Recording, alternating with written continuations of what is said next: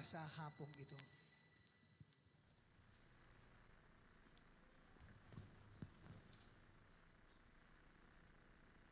Ang atin pong team, mula ngayon sa unang linggo ng buwan ng Oktubre hanggang sa pagpasok sa buwan ng Nobyembre ay the 7 I-Ams of Jesus.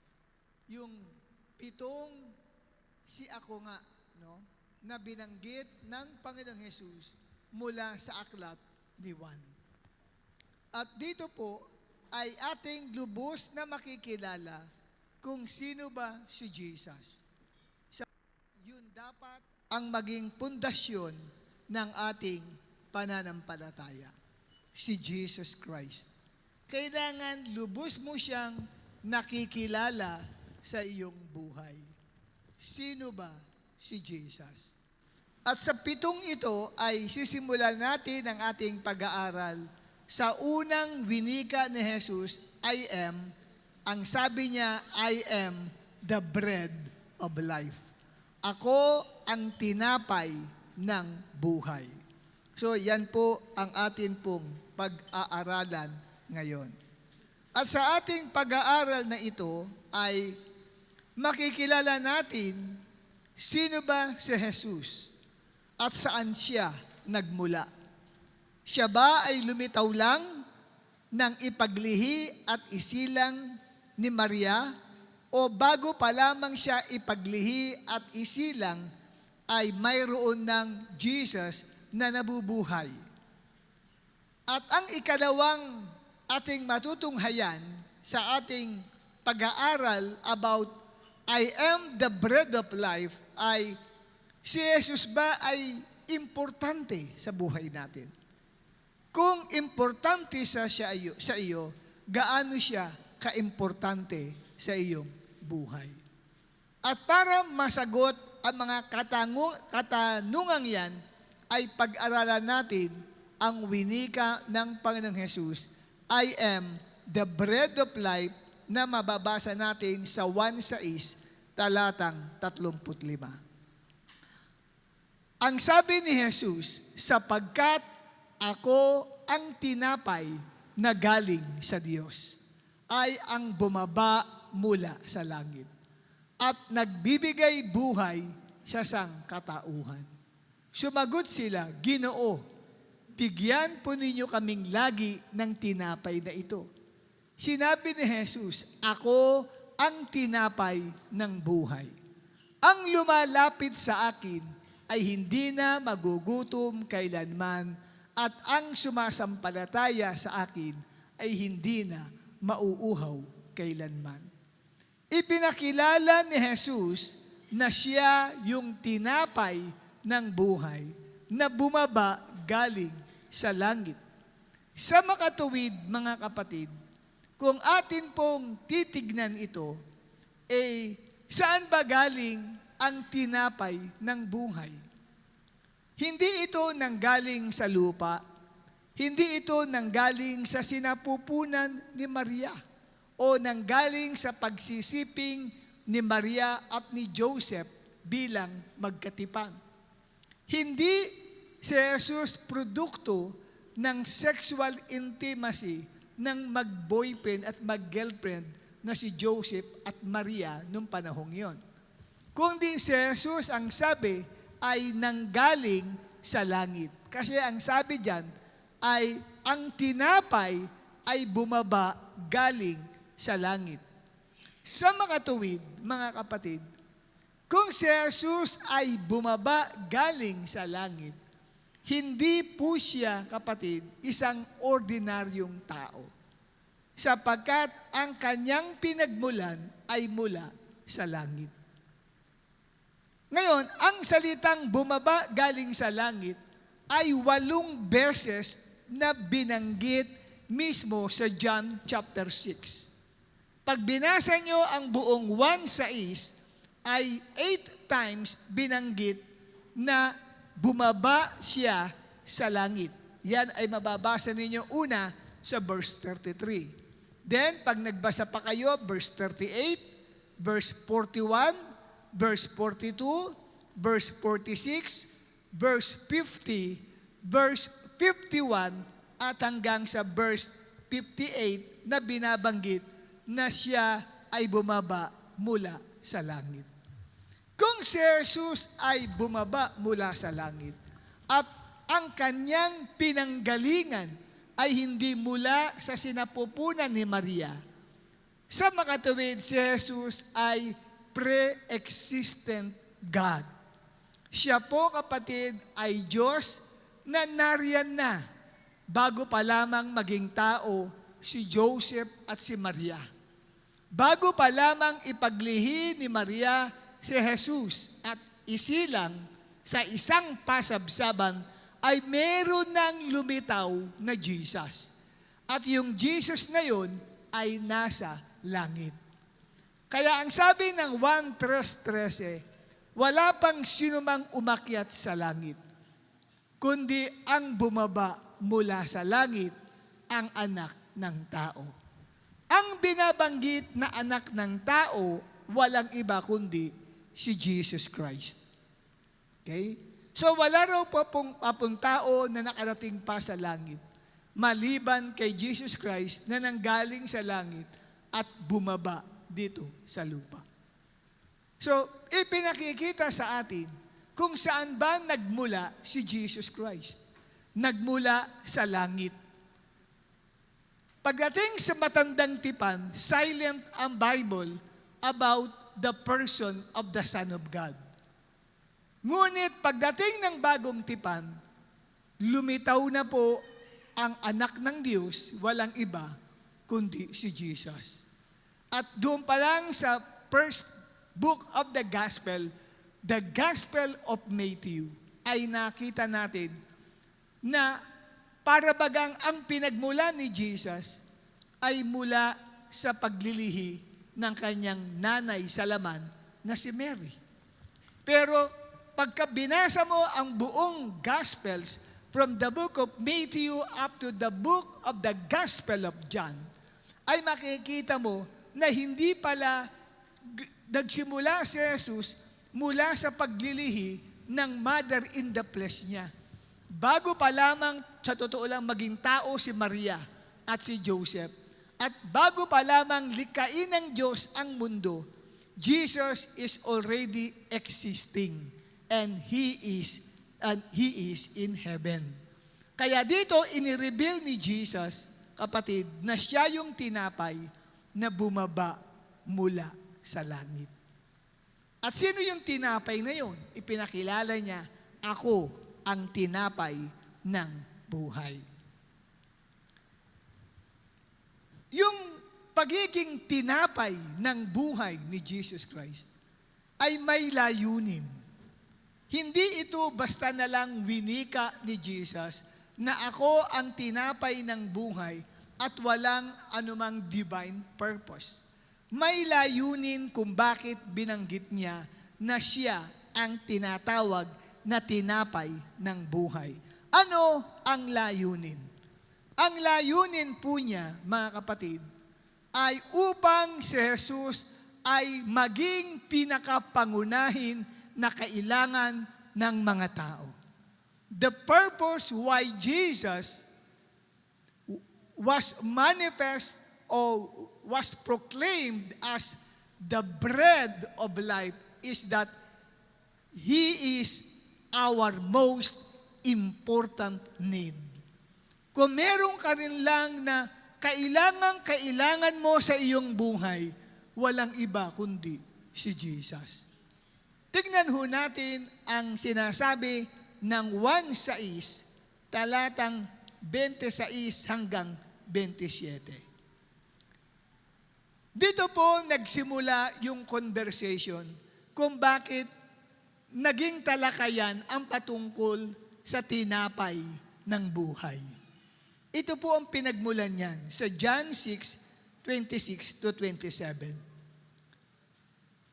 Kasi yung mga tao ay hinahanap si Jesus Christ. Interesado silang makapunta kay Jesus. Ano ba nangyari? Bakit itong mga taong ito hinahanap siya? kasi nakakain ang mga taong ito ng masarap na tinapay. Saan nangyari yun? Sa pasimula ng pagbasa natin ng Aklat ng Juan, Kabanata 6, mula talatang 1 hanggang talatang 15, mababasa nyo dyan na si Jesus ay nagpakain sa 5,000 lalaki sa pamamagitan ng 5 tinapay at 2 isda lamang. At nangabusog yung mga tao at may natira pang 12 kaing ng tinapay. At pagkatapos nun, ay umalis na si Jesus kasama kanya mga alagad. At ang ginawa ni Jesus mula sa talatang 16 at hanggang talatang 20, ay pinauna ni Jesus ang kanya mga alagad na pumunta sa ibayong lugar. Sabi nila, let's go to another lake. Sumakay kayo ng bangka at siya ay hindi sasakay ng bangka. So, sa makatuwid ay iniwan ni Jesus ang kanyang mga alagad sa bangka. At mamaya-maya, madaling araw nakita nila si Jesus naglalakad sa ibabaw ng tubig dagat. At nang sumakay ngayon si Jesus doon sa bangka, ang bilis ng andar, nakating agad ang mga alagad sa kanilang patutunguhan. At nung makarating sila sa kanilang patutunguhan, nagpunta si Jesus sa Capernaum. At doon ay nangaral. Ito na, pagdating ng talatang 26, yung mga tao na nakakain nung pagkain yung kasama sa mahigit 5,000 lalaki, hindi pa kasama ang bilang ng mga kababaihan at mga bata. Kaya ayon sa mga Bible scholar ay umabot sa 15,000 ang crowds na pinakain ni Jesus. So may additional 10,000. That was a miracle na pinerform ni Jesus. Napakain niya ang 15,000 people sa pamagitan ng 5 tinapay at 2 isdang maliliit. Hindi po yung 2 isda ay 2 balyena. Sapagkat ang may dala ng 2 isda at 5 tinapay ay isang bata. Sinabi sa English translation na lad, L-A-D. So ibig sabihin, isang bata, isang binatilyo, no, na kabataan po yun. Eh kung yun po yung 2 isdang sinasabing 2 balyena, hindi kayang bit-bitin yun ng ganong binatilyo. Amen? At paano niya babaunin yun, yung 2 balyenang yun? Kaya hindi totoo yung mga hecklers, no, na nagsasabing, hindi naman gumawa si Jesus ng himala kasi yung 2 isda dyan, balyena yun. Kaya napakain niya yung 15,000 people. Hindi po. Yun po ay small fish lamang. At ngayon, mga kapatid, natagpuan nila sa wakas si Jesus. At ano ang bati nila? Kailan ka pa nandito? No? Yun agad ang bati nila. Pero alam ni Jesus ang kanilang pakay, bakit siya hinahanap. Ang sabi ni Jesus, totoo ang sinasabi kong ito. Hinahanap niyo ako, hindi dahil sa mga himalang nakita ninyo. Kaya niyo ko hinahanap dahil nakakain kayo ng tinapay at nabusog. Naghahanap uli kayo na gusto niyo ulit makatikim ng tinapay na pinakain ko sa inyo. Yun po. Siguro ang sarap ng tinapay na yun na ginawang himala ng Diyos na napakain niya yung mga tao. At dito kapatid ay nakita ho natin na sa talatang 27, ang sabi ni Jesus sa kanila, pero hindi ninyo naiintindihan ang meaning ng mga himalang ginawa ko. Talatang 27, huwag kayong magpagod para sa pagkaing nasisira. Instead, paghirapan ninyo yung pagkain na nagbibigay ng buhay na walang hanggan. Alam ni Jesus ang pakay nila. You are after the material or physical bread. Ang sabi ni Jesus, huwag yun ang maghari sa isip nyo na ang punong-puno ang isip nyo ng mga material at physical na tinapay. Kundi sa halip ay ang sadyain nyong hanapin ay ang mga bagay na spiritual na pagkain o spiritual bread na makapagbibigay sa inyo ng pagpapala. Parang ganito, kapatid. In other words, parang sinasabi ni Jesus sa mga tao, hindi ako talaga ang sadya ninyo, kundi ang mga material blessings na makukuha ninyo sa akin. Kaya kayo nagpunta dito, sabi ni Jesus, ay hindi dahil sa akin, kundi dahil sa pagkain o sa pagpapalang gusto ninyong makuha mula sa akin. At maaaring i-context natin ang sinabi ni Jesus. Pwedeng ikaw ngayon ay nandito sa church. Hindi ka nagpunta para kay Jesus. Nagpunta ka dahil may kailangan ka. Maaaring ikaw, kapatid, ay may nararamdamang sakit. At kaya ka nagpunta rito para mapagaling ka ni Jesus. Hindi si Jesus ang kailangan mo ay healing.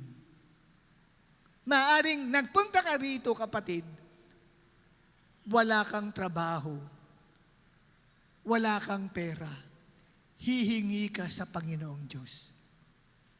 Hindi ka nagpunta para kay Jesus, kundi dahil sa pagpapala. No, yun ang context natin dito. Nais mo makatanggap ng biyaya sa Panginoon, pero hindi mismo si Jesus ang layunin mo, kaya ka pumunta sa Kanya. At dito na po pumasok ang usapan at inintroduce ni Jesus ang bread of life. Kasi noong nagkakaroon sila ng kanilang conversation, ay tinanong siya ng mga taong ito na sumusunod sa Kanya. Ang sabi sa Kanya ay, ano ba gusto ng Diyos na gawin namin? Sumagot si Jesus sa kanila, gusto ng Diyos na maniwala kayo sa sinugo niya. Paniwalaan niyo ako. Pero ang gusto ni Jesus na ibig sabihin sa kanila. Talatang 30. Anong himala? Humahanap sila ng himala. Anong himala ang pwede mong ipakita sa amin para maniwala kami sa iyo? Anong gagawin mo? Tapos ang katwiran nila, kumain kami ng mana o bread. Kumain ang mga ancestors namin ng mana o ng bread nung nasa desert sila. Kagaya ng sinabi ng Scripture, binigyan niya sila ng tinapay na galing sa langit para kainin niya. At sinabi ni Jesus, tandaan ninyo, hindi si Moises ang nagbigay ng tinapay na galing sa langit. Ang tatay ko ang nagbibigay sa inyo ng totoong tinapay galing sa langit. Yung conversation patungkol sa tinapay ay na-switch sa isang spiritual na tinapay na inintroduce ni Jesus. Pagdating sa verse 33, kasi ang tinapay na binibigay ng Diyos ay yung bumaba galing sa langit at nagbibigay ng buhay sa kanila. Nagkaroon ng interest yung mga tao. Sabi nila, bigyan po kami ng ganyang tinapay. Sabi nilang ganun. At dito na ni-reveal ni Jesus Christ, ako ang tinapay ng buhay. Siya ang tinapay ng buhay. Sinabi niya po ito sa kanila. Noong panahong yun, naintindihan nila ibig sabihin ng tinapay.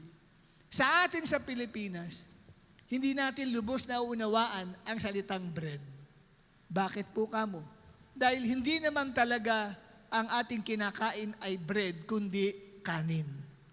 Samantalang nung unang panahon, itong mga kausap ni Jesus, hindi sila kumakain ng kanin. Kumakain sila ng bread, gawa sa dalawang uri ng binhi. Una ay cebada o barley. No?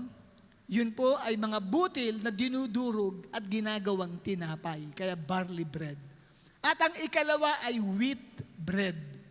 Ito rin mga parang butil din siya ng bigas, parang butil ng bigas, dinudurog at ginagawang wheat flour, at ito po kapatid ay ginagawa nilang tinapay, hindi kanin.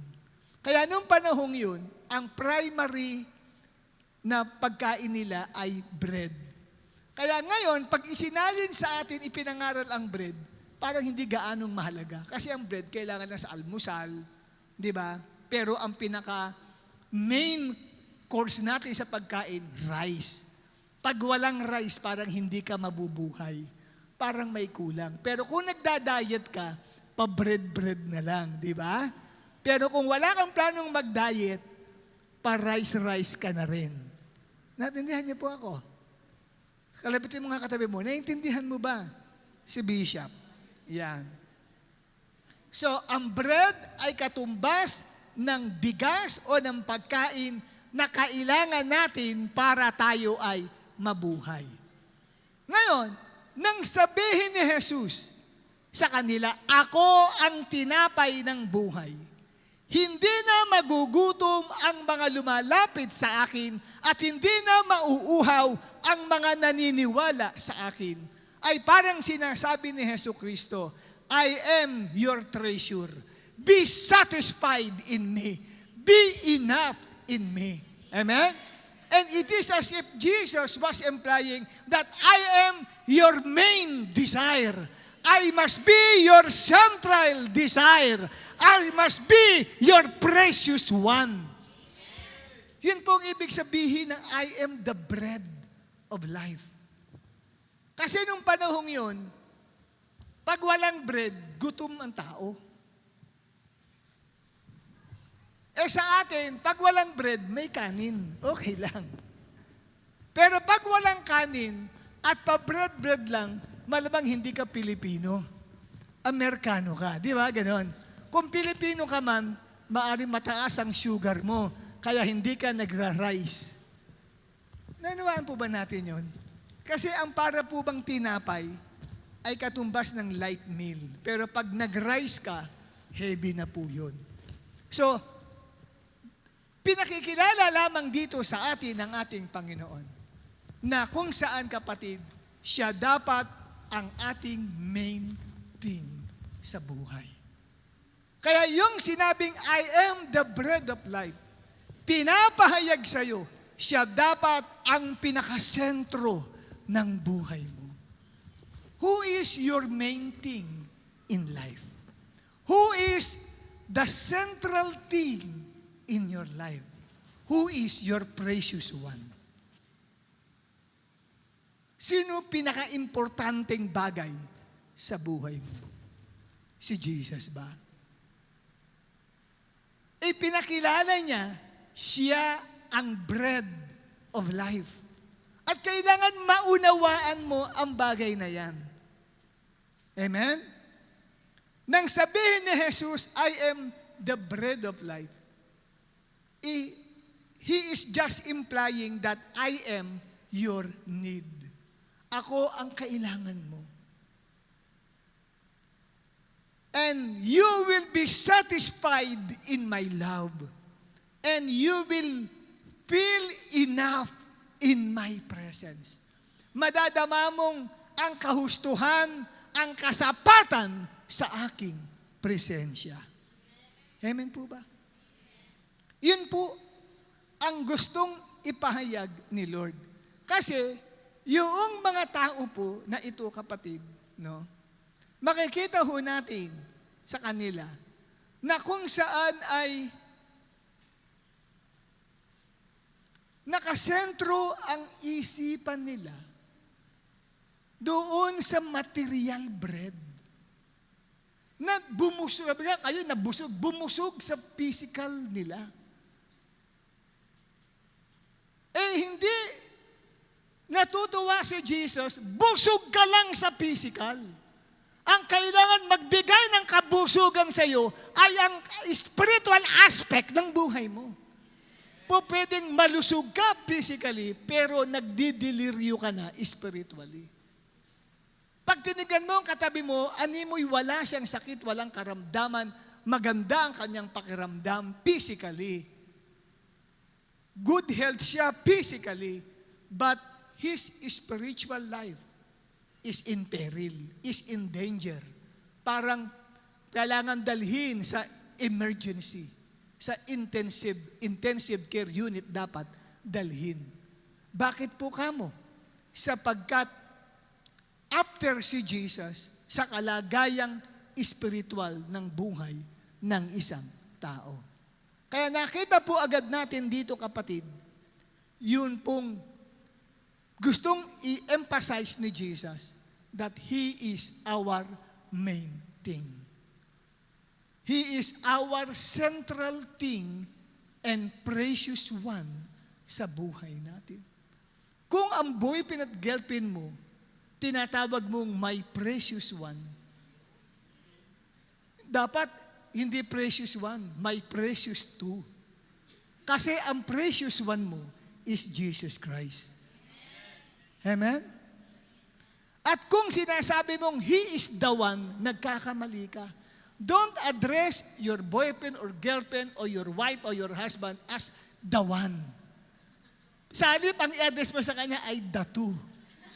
So because the one is none other than our Lord and Savior, Jesus Christ. Kasi He is the bread of life. He is the main course. Siya, kapatid, lamang ang sentro ng ating buhay. Amen, mga kapatid?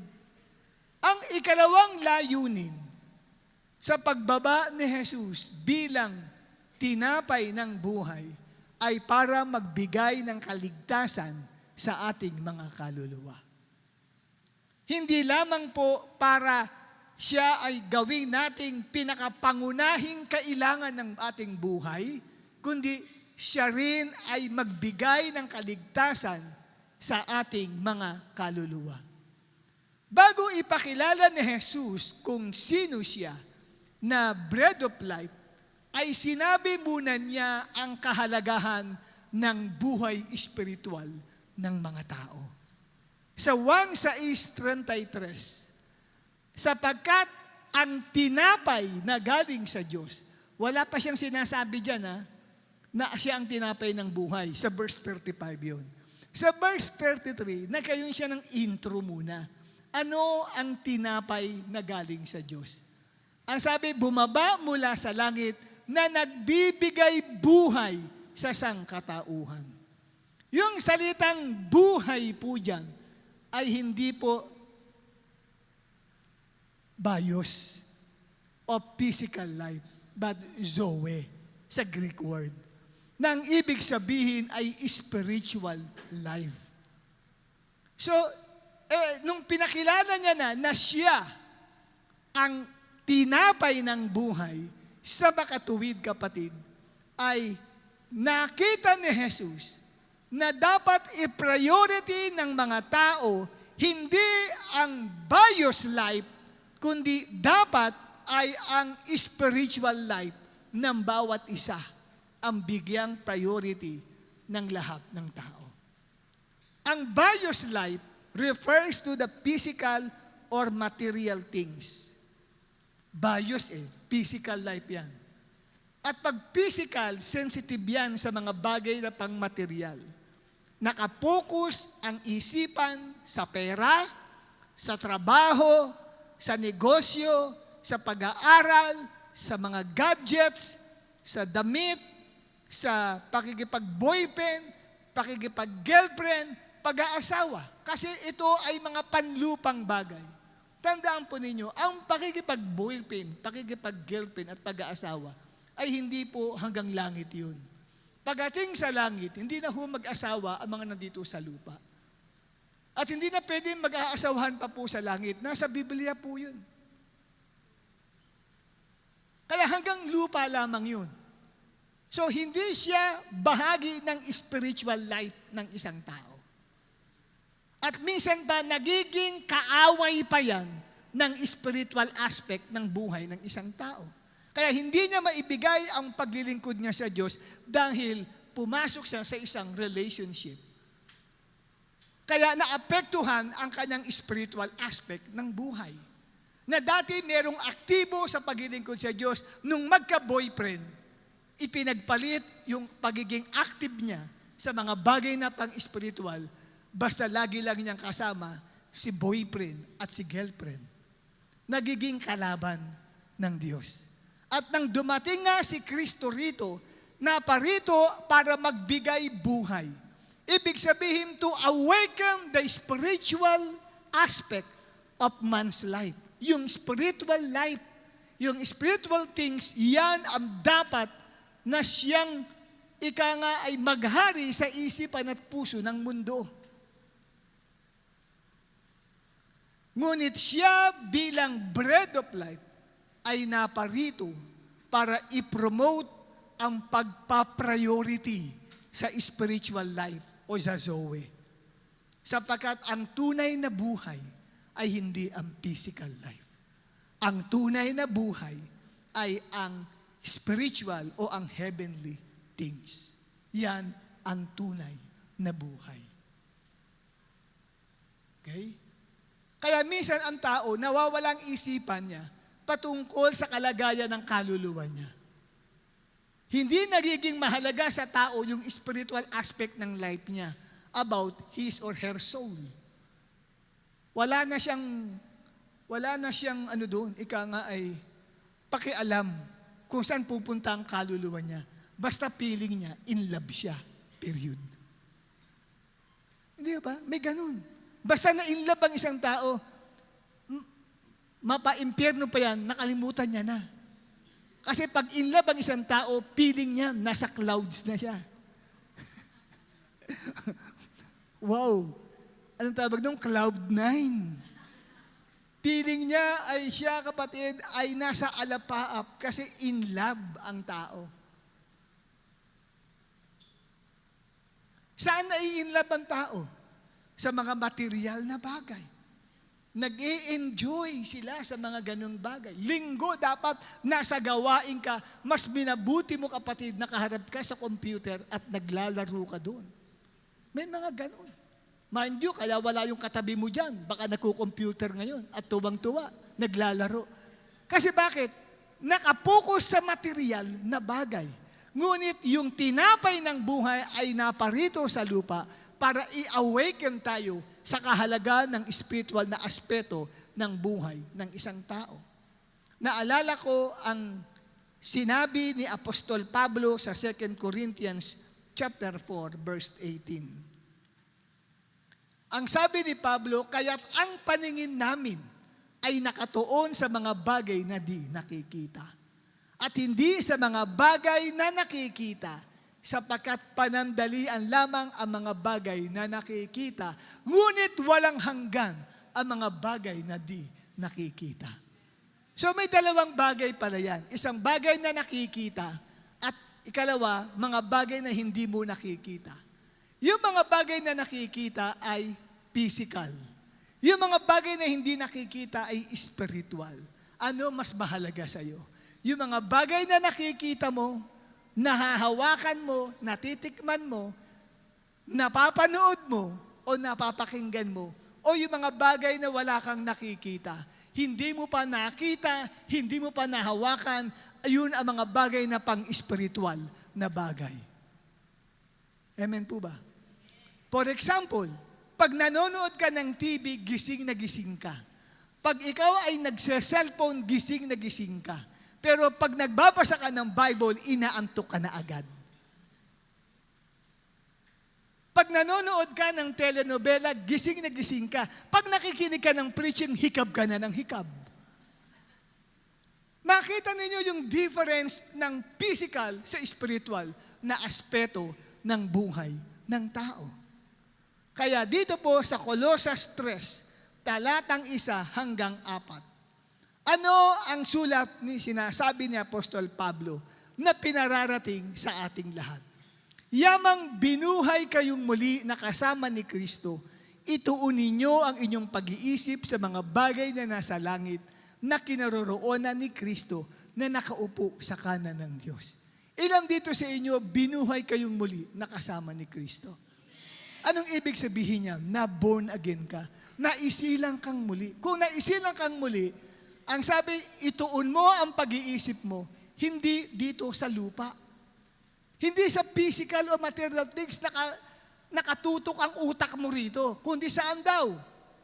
Mga bagay na nasa langit na kinaroroonan ni Kristo. Dapat ay heavenly minded ang isipan mo. Kaya pagdating ng linggo, dapat church agad ang nasa isip mo. Hindi agad ang isipan mo, yehey, pagliliwaliw. Sini agad ang nasa isipan mo. Mall! Yun agad, lakad, barkada agad ang nasa isipan mo. Yan po ay pagkaisip ng patungkol sa material things. It has nothing to do with the Zoe sa Greek word or spiritual life. Kaya yung bread of life na yan, ini-introduce sa atin dito ang kahalagahan ng spiritual aspect ng buhay natin. Talatang 2, ang mga bagay na panlangit ang isa-isip ninyo, hindi ang mga bagay na panlupa. Sa halip na mag-iisip ka, sino magiging boyfriend at girlfriend mo, isipin mo, paano ka makapaglilingkod sa Diyos? Yun po eh. Di ba? Pag-attend mo sa church, hindi ka nagpupunta ito para maghanap ng maliligawan, ng sosyotain o jojowain. Nagpunta ka rito, para ba kay Lord? Tinatanong nga niya yung mga taong pumupunta sa Kanya eh. Sabi ni Jesus, alam ko, totoo, hindi kayo nagpunta para sa akin. Nagpunta kayo rito kasi nagpakain ako ng tinapay sa inyo. Gusto ulit makatikim ng tinapay. Nagpunta kayo sa akin para gusto nyo blessing mula sa akin, pero hindi ako ang pinuntahan ninyo, kundi yung blessing na makukuha nyo sa akin. Ayaw nirebuke sila ni Lord, ayaw niya ng ganun eh. Kilalang kilala niya ang bawat isa sa atin. Hindi tayo nakakapaglihim sa Diyos. Alam niya ang dahilan bakit ka nandito. Bakit ka nandito? Gusto po kasi ng blessing eh. Alam ni Lord yun. Pero hindi ka sa akin interesado. Interesado ka sa blessing ko, no? Hindi sa akin, ano? Tinatanong tayo ng Panginoon, do you come for me or for my blessing? That's it. Lord, gusto ko po ma-bless ako. Maganda naman yung prayer mo na yun, pero dapat hindi ganun ang prayer mo. I-improve mo pa. Sabi mo, Lord, gusto ko ikaw. Kasi pag ginusto mo si Lord, hindi pwedeng hindi mapasa iyo yung blessing niya. Kaya lang ang problema, yung blessing, dun tayo after, hindi sa Kanya. Minsan naranasan nyo rin yan. Di ba? May mga dumadalaw sa inyo. Alam nyo, hindi dumalaw dahil sa iyo. Dumalaw dahil dumating ka na, galing sa abroad, may makihiram sila sa iyo. Di ba may ganun? O kaya alam nilang bagong sahod ka, pumunta sa bahay, inaakala mo ngayon, kaya sila nagpunta dahil sa iyo. No, hindi dahil sa iyo. Dahil bagong sahod ka. May makukuha sila sa iyo. Di ba ang sama ng loob mo? Nung malaman mo kaya sila pumunta rito, hindi para dahil sa akin, dahil pala mangungutang lang naman pala sa akin. Sama ng loob mo, sa Diyos. Kung ikaw nga sumasama ang loob, hindi kaya si Lord parang na-heart din siya. Nagpunta ka hindi para sa akin. Nagpunta ka dahil sa biyaya ko lang na matanggap mo, hindi para sa akin. It hurts, you know. Masakit yun sa Panginoon. Amen po ba? Next natin ang pagbasa. Sapagkat namatay na kayo. Sabi sa katabi mo, namatay ka na. At ang inyong buhay ay nakatago sa Diyos kasama ni Kristo. Verse 4, si Kristo ang inyong buhay. Ang tanong ko, sino ba ang buhay mo? Huwag mo ituturo yung girlfriend mo, yung boyfriend mo. Huwag mo ituturo yung asawa mo, yung anak mo, sila ang buhay ko. No, si Kristo ang inyong buhay. At kapag siya'y nahayag na, mahayag din kayong kasama niya at makakahati sa kanyang kaluwalhatian. Amen po ba? Ngayon, ano ang halimbawa ng spiritual things na ito? Ang halimbawa niyan ay ang buhay na walang hanggan. Yan po ang halimbawa natin. Ang tinapay kasi na kumakatawan sa binabanggit ni Jesus ay tumutukoy sa buhay na walang hanggan. Kaya sabi ni Jesus, ako ang buhay, ako ang tinapay ng buhay. Ano ibig sabihin yun na sinasabing siya ang tinapay ng buhay? Ibig sabihin siya ang buhay na walang hanggan. Kasi yung paggamit ni Jesus ng tinapay ng buhay ay hindi isang literal, kundi metaphor. Ang Bible ay punong-puno ng metaphor. Kaya kung wala kang knowledge patungkol sa mga ganyan, iniliteral mo siya. Kaya ang labas, tingin mo, naku, puro cannibal pala ang gusto ng Panginoon. Sabi nga ni Jesus, ang sino mang gustong kumain ng aking katawan at iminom ng aking dugo. Pag niliteral mo yun, naku, ginawa tayong cannibal. Di ba? Kumakain ng katawan at umiinom ng dugo. Di ba? Hindi. Metaphor ho yan, kapatid. Tingnan natin.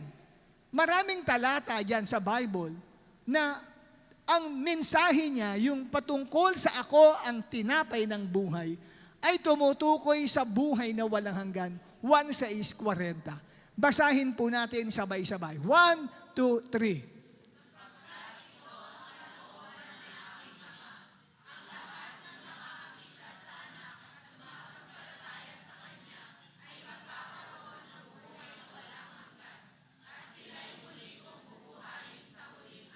Amen. 1:51. Again.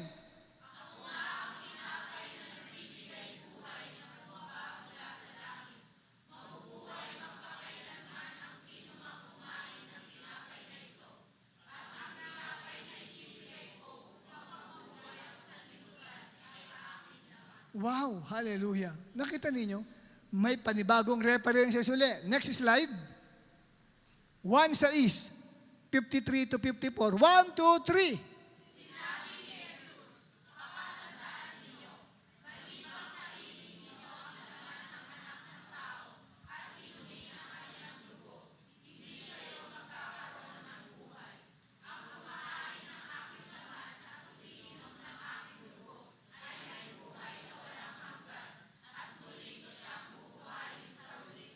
Amen. At mayroon pang isang talata, yan ay sa 1:58.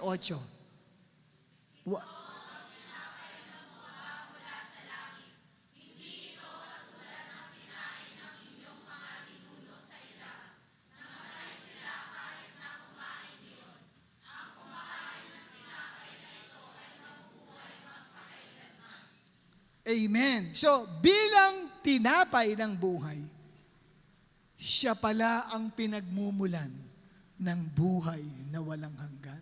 Ibig sabihin, hindi ka makakapasok sa langit kung hindi mo kakainin ang tinapay ng buhay. Kung hindi mo papapasukin sa iyong loob ng katawan, kasi sabi, maliban mong kainin ang aking katawan at inumin ang aking dugo, hindi ka magkakaroon ng buhay na walang hanggan. So, dito, ipinakikilala sa atin, kapatid, si Jesucristo ang buhay na walang hanggan. Ano ba ang buhay na walang hanggan? Pag sinabing eternal, endless, walang katapusan na buhay, isang perpektong buhay na kasama ang Diyos sa kabilang buhay. Okay? Sa langit o sa kanyang kaharian. Makakapilig mo ang Panginoong Diyos, no? Nang walang hanggan.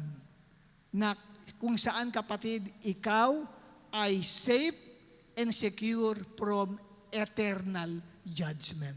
Ikaw ay iniligtas ng Panginoong Diyos sa walang hanggang parusa. At saan yung walang hanggang parusang yon? Sa impyerno ng apoy. Ikaw ay hindi na itatapon sa impyerno ng apoy. Dadaling ka pagkamatay mo doon sa kaharian ng Diyos. Yun ang ibig sabihin ng eternal life. Kaligtasan ng kaluluwa mo. Sa mga binasa natin, kapatid, kanina, ay yun pong sinasabing ibibigay ni Jesus na kanyang laman. Yan po'y tumutukoy sa kanyang sacrifice. Hindi sapat na makilala mo si Jesus bilang pre-existent God para pumasok ka sa langit. Kulang yon. Kinakailangan, kapatid, kilalanin mo si Jesus na namatay sa cross para sa iyo. Sapagkat ang salvation ay inihanda ng Diyos sa pamagitan ni Kristo nang ito ay mamatay sa cross ng Calvary. Doon, kapatid, ay binayaran niya ang lahat nating mga pagkakasala. At ang kanyang dugo mula sa ulo na kung saan ay nilagyan ng tinik, koronang tinik, ibinaon sa ulo niya, dumaloy ang dugo, ang mukha niya halos hindi makilala, basag-basag, pati ilong, matangos na ilong ay wasak-wasak, ipin, talagang durug, lahat kapatid sa parte ng kanyang mukha, kaya dinescribe siya na Isaiah na hindi makilala kung tao pa dahil sa bugbog na tinanggap niya. At ang daming tama niya ng hagupit sa kanyang katawan at pinako ang kanyang dalawang kamay, left and right, at ang kanya pong mga paa ay pinagsama at pinako. So, grabe. At sinibat pa siya sa tagiliran. Nakita ho ninyo yung sakripisyong yun. Pero yung ginawa na yun ni Jesus ay sapat na para mag-provide ng kaligtasan sa bawat isa sa atin. Siya ang tinapay ng buhay na magbibigay ng kaligtasan sa bawat isa sa atin. At ang ikatlo, kapatid, na layunin kung bakit si Kristo ay bumaba bilang tinapay ng buhay dito sa mundo upang ang mga sumampalataya at tinanggap si Jesus Christ ay makararanas ng pagkabuhay na muli ng katawang inilibing. Lahat po tayo ay may nakatakdang araw ng atin pong kamatayan. Kanya-kanyang petsa, kanya-kanyang taon po yan. Marami ng mga nalibing tayong mahal sa buhay na mga kapwa natin mananampalataya ni Kristo. Ngunit may ipinangako si Kristo na darating po ang araw na lahat ng mga nalibing sa mga sementeryo, yung iba hindi na nalibing sa sementeryo, iba inilibing nilang sa ilalim ng dagat, iba sa ilalim ng kanilang bahay. Iyan kapatid ay katawang inilibing ay muling mabubuhay. At iyan ay pinangako ni Jesucristo sa 1:6 talatang 40. Sapagkat ito ang kalooban ng aking Ama, ang lahat ng nakakita sa anak at sumasampalataya sa Kanya ay magkaroon ng buhay na walang hanggan at sila ay muli kong bubuhayin sa huling araw.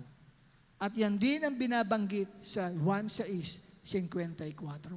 Ang kumakain ng aking laman at umiinom ng aking dugo ay may buhay na walang hanggan at muli ko siyang bubuhayin sa huling araw. So, may katiyakan, kapatid, sa isang taong kikilala kay Jesus bilang tinapay ng buhay. Kaya yung tinapay ng buhay na yan, kapatid, dapat maging mahalaga si Jesus sa iyo. Siya, kapatid, ay walang kapalit o kapantay sa pagmamahal mo sa Kanya. Pwede, kapatid, na magmahal ka ng ibang bagay, pero dapat ay si Kristo lamang ang tanging focus ng iyong isipan at ng iyong puso. Jesus must be your central or main thing in your life. Kung nasasabi mo sa boyfriend o girlfriend mo, pag nawala ka, ay ikamamatay ko. Kung nababanggit mo yan, kapatid, ang sarap mong sampalin na mag-asawang sampal. Sapagkat dapat kay Jesus Christ mo lang yan pwedeng sabihin. Ikamamatay mo pag nawala si Jesus sa iyo. Tularan mo ang sinulat ng isang manunulat at isang musician na si Asaph sa Psalm 73 verses 25 to 26. Ano ang sabi ng Psalm 73, 25 to 26? Whom have I in heaven but you? On earth, nothing I desire besides you. My flesh and my heart may fail, but God is the strength of my life and my portion forever. Ganun dapat ikaw. Wala kang ibang hinahangad, kundi si Lord lang. Ang gandang basahin sa Pinoy version po yun. Kung may Pinoy version kayo, buksan natin sa Awit 73. Tingnan ninyo. Kung wala kayong Pinoy version, pakinggan lang ninyo ang babasahin ko. Awit 73, verse 25 to 26. Anong meron ako sa langit except sa iyo? Dito sa lupa, wala na akong hahanapin pa, kundi ikaw. Grabe, no? Ikaw, sino ba hinahanap-hanap mo? Ha? Pag dumalo ka ba sa church, may hinahanap-hanap ka, dumating na kaya siya? Wala pa siya. Dapat si Jesus Christ ang hinahanap-hanap mo. Hindi ibang tao. Sa verse 26, ang katawan at isip ko pwedeng manghina, pero ang Diyos ang nagpapalakas sa akin. Siyapat na siya para sa akin forever. Ang tindi ho nito, kapatid. Di ba? Yan yung binabanggit ko. Hindi pa nagpakilala si Jesus as the bread of life. Pero si Asaph ay tumanggap na ng revelation about the bread of life. Kasi yun po, mensahe ng bread of life eh. Ako ang tinapay ng buhay. Ang tinapay ng panahong yun ay napaka-priority sa buhay ng tao. Nung panahong yun. Wheat or barley bread man siya. Ayun ang main thing, main course nila. Kasi nung panahong yun, marami silang mga sausawan ng tinapay. Kasi napunta na rin ako ng Middle East sa Qatar eh. May inihanda sa amin tinapay bilog. Flat siya, parang cake. Tapos iba-ibang kulay na yun ang ipapalaman mo. Ang hirap pala kung puro palaman lang ang kakainin mo. Tapos walang tinapay. Gutom ang mangyayari sa atin. Ang sarap, kapatid, na babalutin mo yung, lalagyan mo ng iba't ibang mga ano yan eh, mga parang herbal ano sila eh, gulay eh, no? Nababalutin mo siya ng tinapay, tapos yun ang kakainin mo. Kaya, ang tinapay sa kanila is the main thing. Pag nawala ito, kulang ang kinain mo. Manlalambot ka, manghihina ka, mawawalan ka ng ganang mabuhay pag wala kang tinapay. Ganyan si Jesus Christ. Yung iba, kahit wala sa gawain, okay lang, wala raw mawawala sa kanila kung ako'y absent sa church. Because Jesus is not their bread of life. Maaring hindi sila totoong tumanggap kay Jesus. Ayaw nila kay Jesus. Pero ikaw, alam mo, ako nung araw, nakakilala ko kay Lord 1980, January 25. Naka-miss lang ako ng isang service kasi nga may sakit ako noon. Naku, talagang nag-iiyak ako sa bahay. Parang 100% of my life ay nawala sa akin. Sabi sa akin ng nanay ko, ano ka ba? Iyak ka ng iyak. Eh kasi hindi niyo ko pinayagang dumalo eh. Paano ka papayagan eh? Nagtrangkaso ka kahapon, sinuuban kita kagabi. Eh siyempre, umaambon pa man din, bawal lumabas sa'yo. Sabi ko, kahit na hindi niyo ako pinayagan eh. Feeling ko po, nawala ang 100% sa buhay ko. Ngayon, kahit hindi ka dumalo, makita mo, ang saya-saya pa nila ng buhay. Pag nakita mo pa, hello, masayang-masaya sila. Parang walang nawala sa kanila pag wala sila sa gawain ng Diyos. Bakit kaya? Hindi kasi si Jesus ang bread of life ng buhay nila. Kung hindi si Jesus ang bread of life, malamang iba ang bread of life ng buhay nila. Ang sabi ni Jesus, malibang kanin mo ang aking katawan at inumin ang aking dugo. Ibig sabihin, kailangan maging parte ako ng buhay mo. Hindi ka magkakaroon ng buhay na walang hanggan. Amen po ba? So kaya kailangan maging parte siya ng buhay mo. Siya ay maging portion ng life mo forever. Katulad na sinabi ni Asaph, God is the strength of my heart and my portion forever. Hindi ako kontento, hindi kompleto feeling ko sa buhay ko pag wala siya. Pag lalo na hindi ko maramdaman ang presensya niya.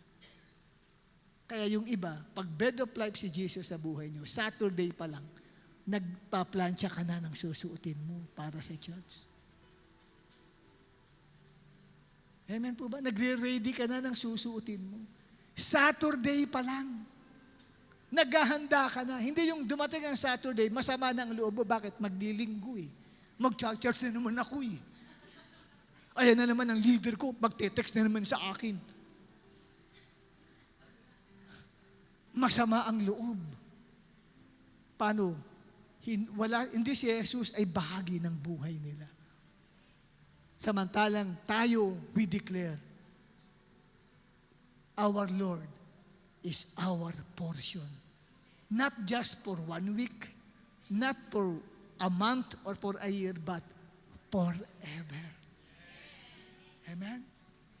Jesus is our bread of life. At paano ba tinatanggap ang bread of life? Ayan, habulan natin. Paano ang dapat gawin para makaranas ng buhay na walang hanggan? Lumapit kay Jesus. Verse 37, lalapit sa akin ang lahat ang ibinibigay sa akin ng Ama, at hindi ko itataboy kailanman ang sinumang lumalapit sa akin. Lumapit ka kay Jesus.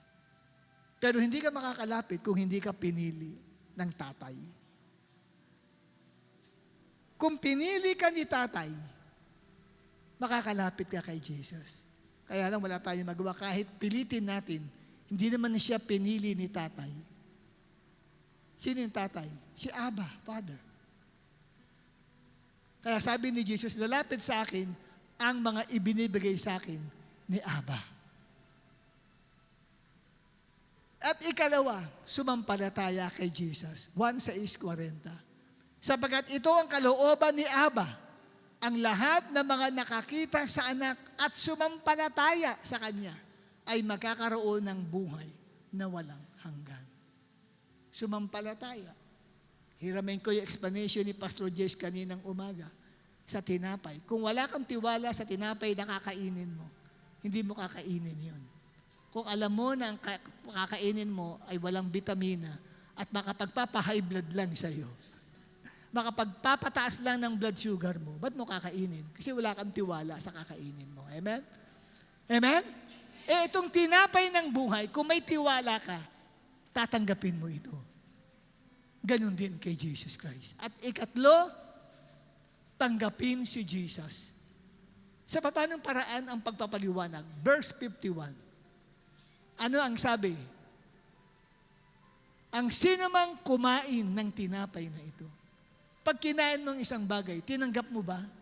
Oo, kinain mo eh. Amen? Meron ba naman kinain yan, hindi ko tinanggap. Hindi ko tinatanggap yung kinakain ko eh. Hindi ko tinatanggap. Pwede ba yun? Hindi mo lang sinubo. Kaya mo kinain, tinanggap mo siya. Kaya tinatanggap si Jesus sa buhay mo. Tingnan ninyo, kapatid. Kailangan pala. At ikatlo, tanggapin si Jesus. John 6:58. Ito ang tinapay na bumaba mula sa langit. Hindi ito katulad ng kinain ng iyong mga ninuno sa ilang. Namatay sila kahit na kumain yun. Pero ang kumakain ng tinapay na ito ay mabubuhay magpakailanman. Wow, grabe. Assure ka sa langit pag namatay ka. Ilan sa inyo, alam nyo sa sarili nyo, pag namatay kayo, impyerno ang tutunguhin mo. Taas ang kamay na alam nyo, kapatid, lilitsunin kayo sa impyerno. Pag namatay ka, hindi ka didiretso sa heaven. Taas ang kamay ng mga didiretso sa impyerno. Kunwari pang hindi nagtataas ng kamay, nahihiya ka lang, baka ikaw wala kasi nag-isa nagtaas ng kamay. Pero para makatiyak ka, kailangan tanggapin mo si Jesus. Kainin mo ang tinapay at inumin mo ang dugo ni Jesus. Magkaroon ka ng bahagi sa kanyang buhay. Amen? Tumayo tayong lahat.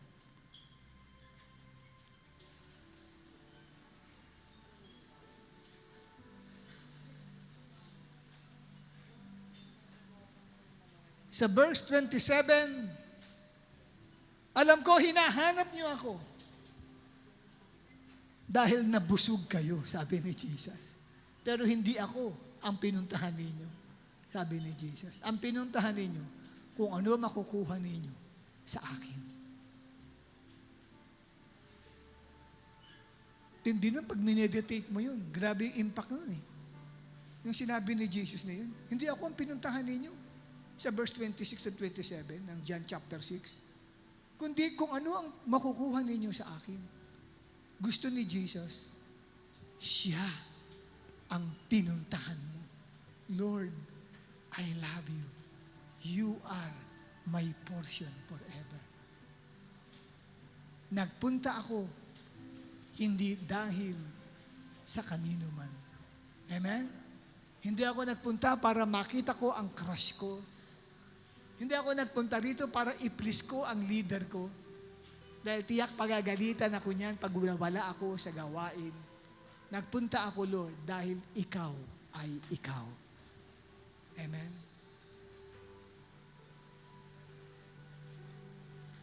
Bakit nga ba binuburi kita? Bakit nga ba sinasamba ka? Bakit nga ba pinaglilingkuran? Bakit pinasasalamatan? Bakit nga ba?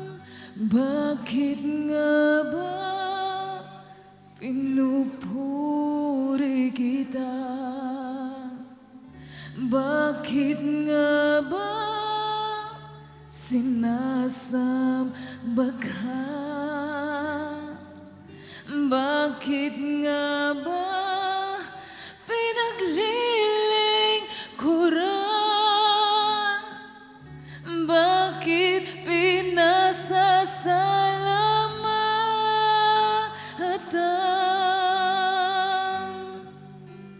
Nais kong ibigin ka, hindi dahil sa pagpapala.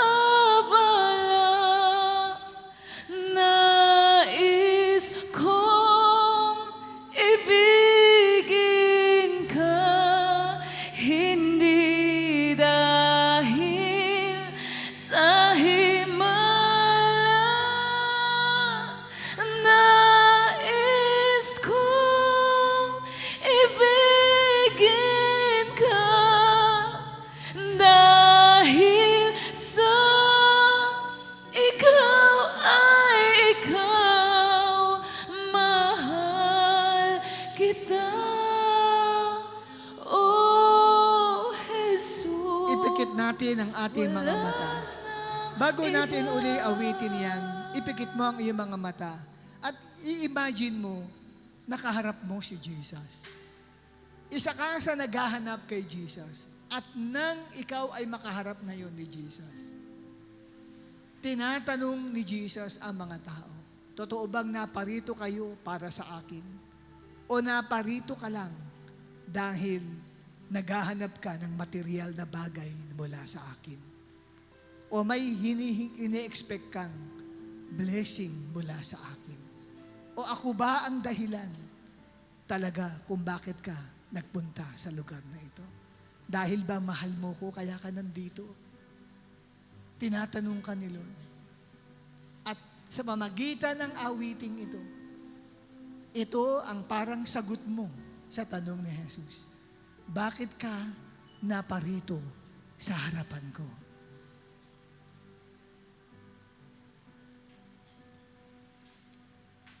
Bakit nga ba pinupuri kita? Bakit nga ba sinasamba ka? Bakit nga ba pinaglilingkuran?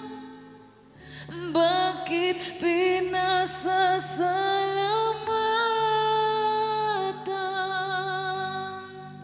Bakit nga ba pinupuri kita?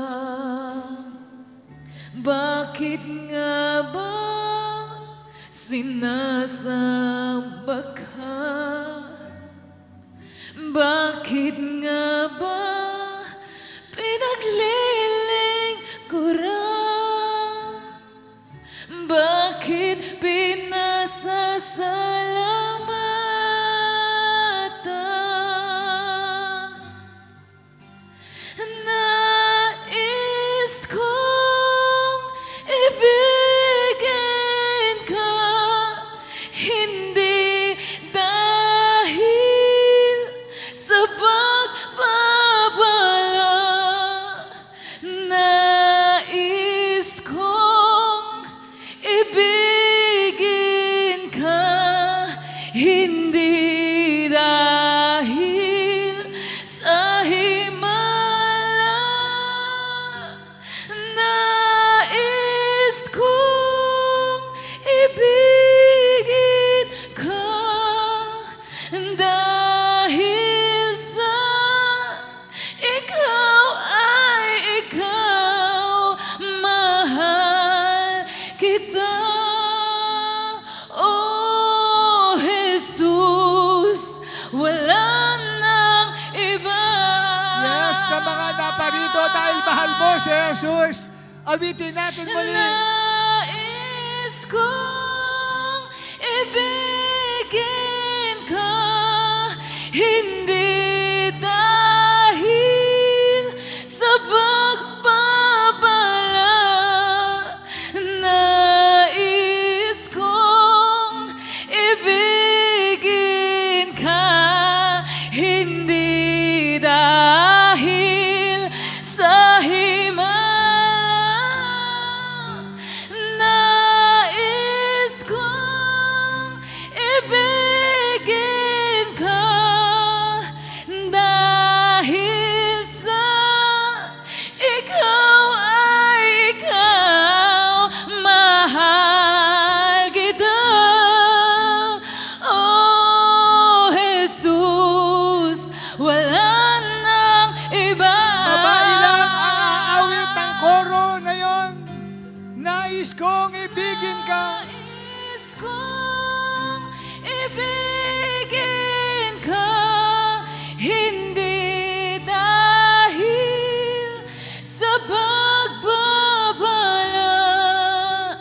Nais kong ibigin ka, hindi dahil sa himala.